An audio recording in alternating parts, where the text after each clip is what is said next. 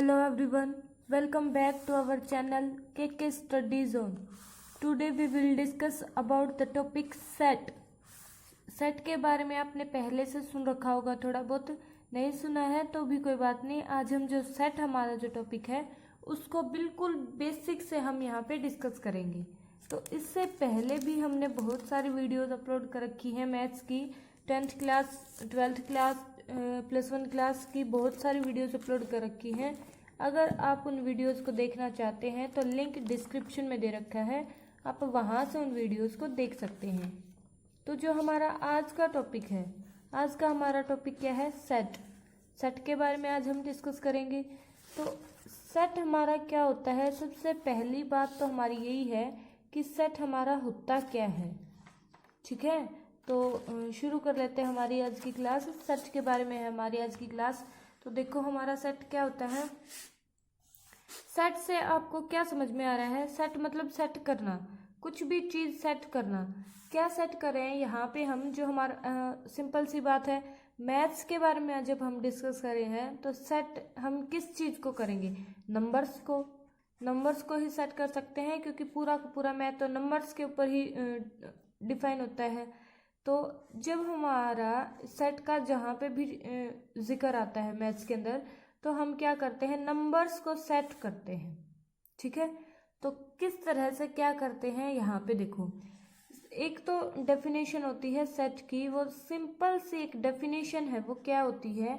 Set is a well defined collection of object. क्या होता है? Well defined collection. Well defined का क्या मतलब होता है? अच्छे से डिफाइन होता है, उसमें कोई भी करेक्शन या कुछ भी नहीं होता। हमें बस पता होता है कि क्या दे रखा है, क्या नहीं दे रखा है। ठीक है, वेल डिफाइंड हमें अच्छे से पता होता है, डिफाइन होता है। कलेक्शन मतलब समूह। किसका समूह? ऑफ ऑब्जेक्ट्स, मतलब कोई भी ऑब्जेक्ट हो। यहाँ पे कोई भी ऑब्जेक्ट यहाँ पे हो सकता है। लिविंग थिंग्स भी हो सकते हैं, नॉन लिविंग थिंग्स भी हो सकते हैं, कुछ भी हो सकता है। पेन, कॉपी, मेज, बुक, कुछ भी। तो ये जो सेट है वो क्या होता है? Well defined collection of objects, मतलब ऐसे ऑब्जेक्ट्स जिनका हमें अच्छे से पता है और उनका क्या होता है? समूह होता है। जैसे हमें बता दे कि पेन है, 10 पेन है, 10 पेन है। ठीक है, तो हमें पता है कि पेन क्या होता है। पेन क्या होता है इसका मतलब वेल डिफाइंड, मतलब पेन का हमें पता है क्या होता है। कलेक्शन मतलब 10 है। ठीक है, ऑब्जेक्ट क्या है? पेन। ठीक, ये हमारी डेफिनेशन है सेट की।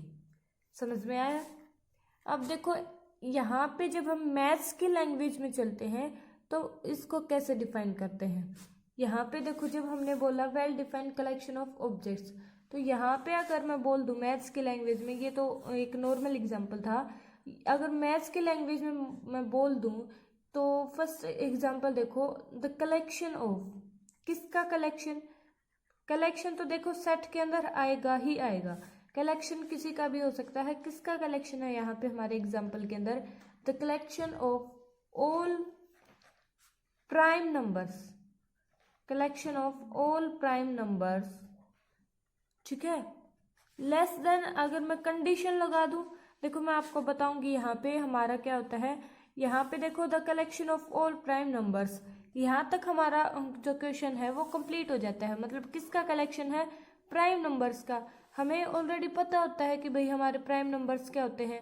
हमें पता है 1, 3, 5, 7, 9, 11, ये हमारे प्राइम नंबर्स होते हैं। सॉरी, 9 नहीं होता यहाँ पे, हमारा प्राइम नंबर में 9 नहीं आता। ठीक है, ये और नंबर है लेकिन प्राइम नंबर नहीं है। ठीक है, यहाँ से और 2 आता है हमारा, 1 से नहीं स्टार्ट होता, क्योंकि जो प्राइम नंबर है उनमें हम कभी भी 1 को काउंट नहीं करते। तो 2, 3, 5, 7, 11 और 13, 17। ठीक है, ये हमारे प्राइम नंबर्स हैं। तो कलेक्शन बोला है, समूह बोला है, मतलब ये सारे के सारे जो हमारे प्राइम नंबर्स हैं वो आएंगे हमारे। लेकिन कहाँ तक आएंगे? कहाँ तक आएंगे? कोई भी डेफिनेट चीज़ यहाँ पे नहीं दी। तो यहाँ पे जब हमारी यहाँ पे क्या होती है? कंडीशन लगती है, the collection of all prime numbers less than, या तो लेस देन लगेगा या ग्रेटर देन लगेगा या लेस देन इक्वल टू लगेगा, कुछ भी लगे, लेस देन अगर बोल दे 18 बोल दे, लेस देन अगर 18 बोल दे तो यहाँ से देखो हमारे प्राइम नंबर्स कितने आए हैं, 2 3 5 7 11 13 17 17 तक ही हमारे बने हैं, क्योंकि 19 अगर हम लेंगे तो वो 18 से बड़ा हो जाएगा। प्राइम नंबर तो है लेकिन क्या है, 18 से बड़ा है, इसलिए हम उसको यहाँ पे नहीं ले सकते हैं। तो यहाँ पे देखो हमारे जो प्राइम नंबर्स हैं वो कितने आए हैं, ये 1 2 3 4 5 6 7। तो लेस देन 18 तक जब हम प्राइम नंबर्स लेते हैं तो हमारे कितने आए हैं, 7 प्राइम नंबर्स आए हैं। तो हमारे पास एक कैलकुलेटिव रिजल्ट आया है ना, 7 आए हैं। मतलब इसको हम काउंट कर सकते हैं कि इतने हमारे क्या बने हैं, ये जो हमारा सेट बनाया था उसमें इतने नंबर्स हैं, 7 नंबर्स हैं। ठीक है, इनको भी देखते हैं। जो हमने ये 7 जो कैलकुलेट किया है उसको क्या बोलते हैं, उसको भी मैं बताती हूँ उसको क्या बोलते हैं। और हमारा जो सेट है उसको सेट की फॉर्म में भी बनाना बताती हूँ मैं आपको। तो ये तो हमारा एग्जाम्पल था। अगर उसी तरह से एक और भी छोटा सा इसी तरह का एग्जाम्पल ले लें, जैसे कलेक्शन ऑफ, थोड़ा अलग लैंग्वेज में बताती हूँ मैं आपको। द कलेक्शन ऑफ, किसका कलेक्शन, हमारा द कलेक्शन ऑफ,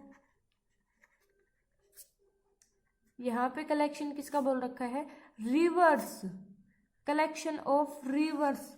अब देखो हमारा ये जो क्वेश्चन है वो क्या होगा, यहाँ पे क्या दे रखा है हमें, किसका कलेक्शन बोल रखा है, रिवर्स का। रिवर्स क्या होती है, नदियाँ। तो कलेक्शन ऑफ रिवर्स मतलब नदियों का समूह। तो नदियों का समूह का क्या मतलब है, नदी तो मतलब ये तो बोल नहीं रखा हरियाणा में, इंडिया में, राजस्थान में, मतलब कोई स्पेसिफिक जगह नहीं दी है इसने, कहाँ पे कलेक्शन ऑफ रिवर्स। तो इसमें तो हमारे अनकाउंटेबल रिवर्स, मतलब ऑल जो अर्थ है हमारी उसके ऊपर जितने भी हमारी रिवर्स हैं तो वो सारी की सारी यहाँ पे इस सेट के अंदर आ जाएंगी। लेकिन जब हमें सेट हमारा डेफिनेट करना होता है, डिफाइन करना होता है, तो हम क्या करते हैं, इसमें लिमिट लगाते हैं। लिमिट मतलब यहाँ पे कंडीशन लगाते हैं, द कलेक्शन ऑफ रिवर्स इन, यहाँ पे क्या लिखेंगे हम, इंडिया। तो ये हमारा सेट बनता है। अब इंडिया के अंदर कितनी रिवर्स हैं, कितनी रिवर्स हैं, जैसे गंगा है, यमुना है, नर्मदा है, सरस्वती तो अब लुप्त हो गई है, सरस्वती तो है नहीं, लेकिन गंगा यमुना, ये ब्रह्मपुत्र है, महानदी है, बहुत सारी नदियां हैं। तो इनका भी हमारा एक सेट बनता है। ये कोई होंगी 50-60 नदियां छोटी मोटी मिला के। तो ये जो हमारी इंडिया के अंदर हम काउंट कर सकते हैं कितनी नदियां हैं, ठीक है। तो वो हमारा क्या हो जाता है, एक सेट बन जाता है, जिनको हम काउंट कर सकते हैं, जिनका हमें डेफिनेट पता होता है कि ये चीज़ क्या है, तो उसको हम क्या बोलते हैं, सेट बोलते हैं। ठीक है, तो अब देखो सेट को हम डिनोट कैसे करते हैं, सेट को हम डिनोट कैसे करते हैं। तो डिनोट करने के लिए हम क्या लगाते हैं, यहाँ पे सेट में एक करली ब्रैकेट यूज़ करते हैं। क्या यूज़ करते हैं, करली ब्रैकेट यूज़ करते हैं। नोटेशन कैसे देते हैं, जैसे मैंने बोला था यहाँ पे collection of all prime numbers less than 18।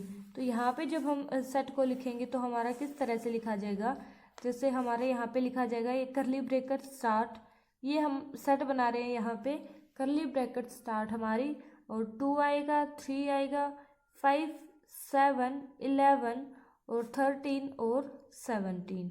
ये यहाँ पे लेस देन 18 हो गया तो 17 तक ही चलेगा, और लास्ट में करली ब्रैकेट बंद। तो दिस इज अवर सेट।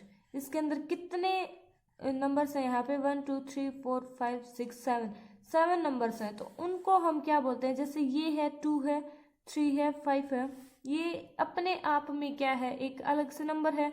ये पूरा का पूरा तो सेट है, लेकिन ये एक अलग से नंबर है, तो उसको हम सेट की लैंग्वेज में क्या बोलते हैं, एलिमेंट्स बोलते हैं। सेट की लैंग्वेज में हम यहाँ पे क्या बोलते हैं, इनको एलिमेंट्स बोलते हैं। जैसे हमसे ये पूछेगा, हमें ऑप्शन टाइप आ सकता है, सीधा मतलब सीधा सा ऑप्शन टाइप आ जाए कि टेल अस, मतलब find out how many elements here, how many elements are there in this set या दिस सेट, कोई भी सेट गिवन हो और हाउ मैनी एलिमेंट्स पूछ रखे हो, किसी भी सेट के अंदर एलिमेंट्स पूछ रखे हो, तो वो किस तरह से हम बताते हैं, पहले तो आपको ये पता होना चाहिए कि भाई एलिमेंट्स होते क्या हैं। तो एलिमेंट्स क्या होते हैं, इसके मेंबर्स होते हैं सेट के, मतलब फर्स्ट ये मेंबर है, सेकंड मेंबर ये है, थर्ड मेंबर ये है, फोर्थ मेंबर ये है। तो कितने मेंबर हैं, कितने यहाँ पे नंबर्स हैं, मेंबर्स हैं जिसके द्वारा हमारा सेट कंप्लीट बना है, तो उनको हम क्या बोलते हैं, एलिमेंट्स बोलते हैं। तो यहाँ पे हमारे कितने एलिमेंट्स हैं, यहाँ पे कितने एलिमेंट्स हैं, 1 2 3 4 5 6 एंड 7। कितनी बार तो हम काउंट कर चुके हैं, कितने हमारे एलिमेंट्स हैं यहाँ पे 7। और यहाँ पे collection of reverse in India, यहाँ पे तो भाई हमें नहीं पता कितनी होती हैं, या 50-60 होंगी। तो यहाँ पे हमारे एलिमेंट्स नियर अबाउट लगा के चलो कि 50 हैं, ठीक है, छोटी मोटी करके 50 तो होंगी ही होंगी इंडिया के अंदर, ठीक है। और कोई और एग्जांपल देख लेते हैं, जैसे कोई भी हो, जैसे यहाँ पे हमें गिवन हो कि number of students, number of students लगा लो, number of students in 10th class, number of students in +1 class लगा लो, या 10th क्लास लगा लो, +1 क्लास लगा लेते हैं, number of students in +1 class. अब देखो हमें ये तो नहीं पता भाई उनकी +1 क्लास के अंदर कितने स्टूडेंट्स हैं, लेकिन उनको खुद को तो पता ही है भाई हमारी क्लास के अंदर, जिस भी क्लास के अंदर, आप अपनी क्लास ही लगा के चलो, आप जिस भी स्कूल में जाते हैं उसमें जो आपकी +1 क्लास है उसमें आपको पता है कि कितने स्टूडेंट्स हैं। मान लेते हैं कि 30 स्टूडेंट्स हैं, यहाँ पे 30 स्टूडेंट्स हैं, तो हमारे यहाँ पे नंबर ऑफ एलिमेंट्स कितने हो जाते हैं, नंबर ऑफ एलिमेंट्स हमारे हो जाते हैं यहाँ पे 30, ठीक है। अगर हमारे 30 स्टूडेंट्स हैं तो नंबर ऑफ एलिमेंट्स हमारे कितने हो जाते हैं, 30 हो जाते हैं।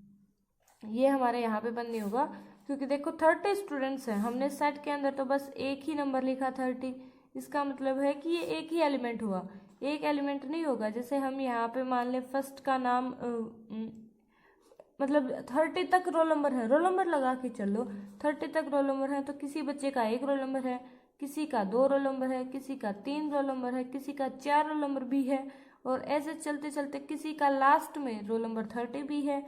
तो यहाँ तक देखो अब हमारे कितने नंबर्स हो गए हैं, 30 नंबर्स हो गए हैं, ठीक है। सीधा 30 हम नहीं लिख सकते हैं, सीधा 30 अगर हम लिखेंगे तो यहाँ पे हमें सेट जहाँ पे भी बंद हो जाता है उसमें हमें काउंट करने होते हैं, जैसे first number, second number, third number.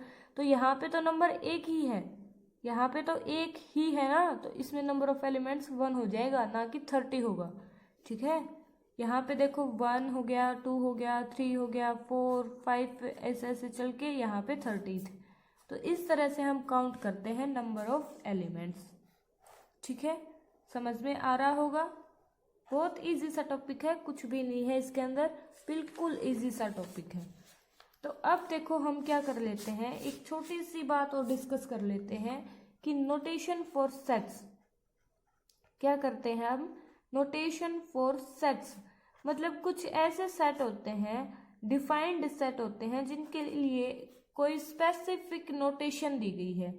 Specific क्या दे रखी है, नोटेशन दे रखी है। जैसे हम बोलते हैं ना, the collection of all prime numbers, यहाँ पे आया था the collection of all prime numbers, कहीं पे ये आ जाए कलेक्शन ऑफ नेचुरल नंबर, कहीं पे आ जाए collection of all positive number, collection of all real number. तो इस तरह से जो हमें दे रखा होता है उसमें हमें क्या करना होता है, कलेक्शन हमें जो दे रखे होते हैं उसमें कुछ नोटेशन होते हैं जो स्पेसिफिक होते हैं, जो हमें पता होना चाहिए कि ये हमारा किसके लिए दे रखा है, ये हमारा किसके लिए दे रखा है, ठीक है। तो पहला तो देखो हमारा क्या है कि जहाँ भी हम n लिखा मिलेगा, हमें मिलेगा, मैं आपको बता भी दूंगी कैसे लिखते हैं। जैसे हमें दे दिया कि सेट के अंदर दे दिया x और ये बंद कर दिया, और आगे दे दिया x बिलोंग्स टू n।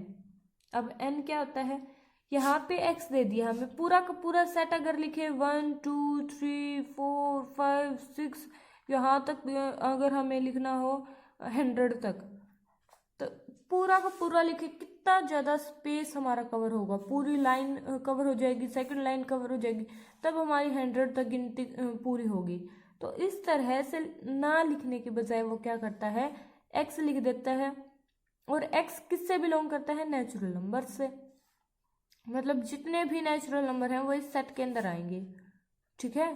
तो यहाँ से देखो, हम इसी तरह से मैं आपको बता रही हूँ कि एन हमारा किस लिए यूज होता है। यहाँ पे जरूर नहीं है एन ही मिले, यहाँ पे हमें मिल जाए आर मिल जाए, एक्स बिलोंग्स टू क्यू मिल जाए, तो ये हमारा क्या होता है, ये क्यू क्या होता है, आर क्या होता है, एन क्या होता है, तो ये हमें पता करना है सबसे पहले तो, ठीक है।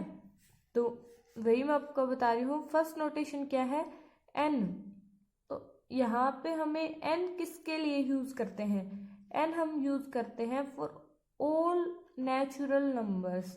यहाँ पे भी मैं बोली थी x belongs to natural number. ये जो हमारा साइन होता है उल्टा, ये ई टाइप में, ये इस तरह से हम लिखते हैं, ये ई टाइप का होता है। इसका क्या मतलब होता है, बिलोंग्स टू। बिलोंग्स टू मतलब कि जो x है उसमें वो किससे बिलोंग करता है, नेचुरल नंबर्स से।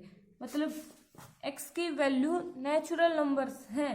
जैसे हम निकालते हैं ना, x की वैल्यू निकालते हैं कहीं भी कुछ भी है, अगर हम x की वैल्यू निकालते हैं कहीं भी, कोई भी इक्वेशन गिवन हो, 2 आ जाए, 3 आ जाए, 4 आ जाए, इस तरह से जब हमारी x की वैल्यूज आती हैं तो हम क्या करते हैं, वो हमारी एक डेफिनेट वैल्यू होती है। लेकिन यहाँ पे हमें क्या गिवन है कि x की वैल्यू नेचुरल नंबर है। नेचुरल नंबर कुछ भी हो सकती है। नेचुरल नंबर 1 से लेके कहाँ तक चलती है, इन्फिनिटी तक चलती है। तो वही बात यहाँ पे गिवन है कि x बिलोंग किससे कर रहा है, नेचुरल नंबर्स से। वो x 1 से लेके इन्फिनिटी तक जा रहा है। तो यहाँ पे जब हम बनाएंगे 1 से स्टार्ट करेंगे सेट, और ये चलता चलता चलता चलता इन्फिनिटी तक जाएगा। तो इस सेट को इस गिनती में 1 2 3 4 अप टू इन्फिनिटी इस तरह से लिखने की बजाय हम क्या लिख देते हैं, x हमारा एक सेट है और x बिलोंग करता है नेचुरल नंबर्स से। मतलब नेचुरल नंबर 1 से इन्फिनिटी तक हो गया ना। मतलब x की जगह हम क्या करेंगे, एक बार 1 पुट करेंगे, एक बार 2 पुट करेंगे, एक बार 3 पुट करेंगे, एक बार 4 पुट करेंगे, एक बार 5 पुट करेंगे। इस तरह से हम इन्फिनिटी तक पुट करते जाएंगे, तो वो हमारा क्या हो जाएगा, सेट आ जाएगा। तो इस तरह से हमारे कुछ नोटेशंस होते हैं। तो जो हमारा n होता है वो किस लिए यूज होता है, n हमारा होता है नेचुरल नंबर्स के लिए। n हमारा किस लिए यूज होता है, नेचुरल नंबर्स के लिए। शॉर्ट में लिख रही हूँ मैं, ये NO का मतलब है नंबर्स, ठीक है। यहाँ पे देखो n हो गया हमारा z। ये जो 8 10, ये 8 10 तो क्या 5 या 7 ही हैं। 5 या 7 जो नोटेशंस हैं वो हमारे हर एक क्वेश्चन में यूज होंगे। एक में दे देगा x बिलोंग टू n, एक में दे देगा x बिलोंग्स टू z। यहाँ पे ये इसी तरह से गिवन होता है, हमें बुक वाला कोई क्वेश्चन नहीं लिख के देगा पूरा पूरा। यहाँ पे जब हम z लेते हैं तो क्या होता है, the set of all integers. इसका क्या मतलब होता है, z का मतलब होता है इंटीजर्स, ठीक है। ये n z ये तो आधे तो हमारे पहले भी आ चुके हैं, 7th 8th में ही आ जाते हैं, और कुछ थोड़े से अलग है वो मैं आपको बता देती हूँ। अब देखो q क्या होता है, q हमारा क्या होता है, रेशनल नंबर्स के लिए। q हमारा किस लिए होता है, रेशनल नंबर्स के लिए, ठीक है। और एक हमारा होता है r देखो q है रेशनल नंबर्स के लिए, r है रियल नंबर्स के लिए। कहीं आप ये r और r मैच कर दो और r की जगह रेशनल नंबर लिख दो, नहीं ऐसा नहीं है। रेशनल नंबर्स के लिए क्या डिनोट करते हैं, हम q को डिनोट करते हैं। मतलब जहाँ पे भी हमें x बिलोंग्स टू q लिखा मिलेगा, इसका मतलब है x is a rational number. Rational number क्या होता है, जो 1/2 2/3 3/4 जो कंप्लीट टर्म नहीं होती, जो मतलब अपॉन में होती है, क्या होती है, p/q की फॉर्म में होती है, वो हमारी रेशनल नंबर्स होती हैं। तो जब हमारा x belongs to rational number मिलेगा तो वो हमारा सेट इस टाइप का मिलेगा। और रियल नंबर मिलेगा तो 1 2 3, मतलब यहाँ पे कुछ ना कुछ रियल मिलेगा। ये अपॉन में नहीं मिलेगा, न्यूमरेटर डिनोमिनेटर नहीं मिलेगा रियल नंबर्स में, ठीक है। तो हमारा r था वो किस लिए था, रियल नंबर्स के लिए। रियल नंबर्स के बारे में भी मैंने बताया था ना आपको, जब हम क्या कर रहे थे, आयोटा वाला टॉपिक कर रहे थे, कॉम्प्लेक्स नंबर्स वाला। तो वहाँ पे हमने डिस्कस किया था कि रियल नंबर्स क्या होते हैं, इमेजिनरी नंबर्स क्या होते हैं, कॉम्प्लेक्स नंबर्स क्या होते हैं। क्योंकि कॉम्प्लेक्स नंबर्स के अंदर तो हम कॉम्प्लेक्स नंबर्स को ही तो डिस्कस करेंगे ना। तो अच्छे से मैंने आपको बताया था कि हमारे रियल नंबर्स क्या होते हैं। तो रियल नंबर्स का आपको पता होगा हमारे क्या होते हैं। और z पॉजिटिव, यहाँ पे देखो z है इंटीजर्स, z पॉजिटिव अगर दे दे तो देखो इंटीजर है और पॉजिटिव है, तो पॉजिटिव का क्या हो जाएगा, मतलब पॉजिटिव इंटीजर। इंटीजर हमारे क्या होते हैं पता है, देखो इंटीजर हमारे क्या होते हैं, माइनस इन्फिनिटी से स्टार्ट होके कहाँ तक चलती हैं, इन्फिनिटी तक हमारी टर्म्स चलती हैं। मतलब माइनस इन्फिनिटी से लेके इन्फिनिटी तक जो कुछ भी आएगा ना हमारा बीच में, सब कुछ इंटीजर है। ये है ना, ये 3/4, 2/3, 1/2, ये भी इंटीजर है। इंटीजर के अंदर सब, सॉरी ये नहीं है, क्योंकि जो p/q की फॉर्म में होता है उसको हम इंटीजर नहीं लिखते, जो हमारी कंप्लीट टर्म्स होती है उनको हम इंटीजर्स बोलते हैं। तो यहाँ पे देखो जो नेचुरल नंबर्स हैं वो भी हमारे इंटीजर्स हैं, ठीक है। जो हमारे नेचुरल नंबर्स हैं वो भी हमारे इंटीजर्स हैं, और सब कुछ हमारे इंटीजर्स के अंदर आ जाता है। माइनस इन्फिनिटी ऐसे चलते चलते -1, 0, 1, 2, 3, 4, कहाँ तक, इन्फिनिटी तक, ये सब के सब हमारे इंटीजर्स हैं।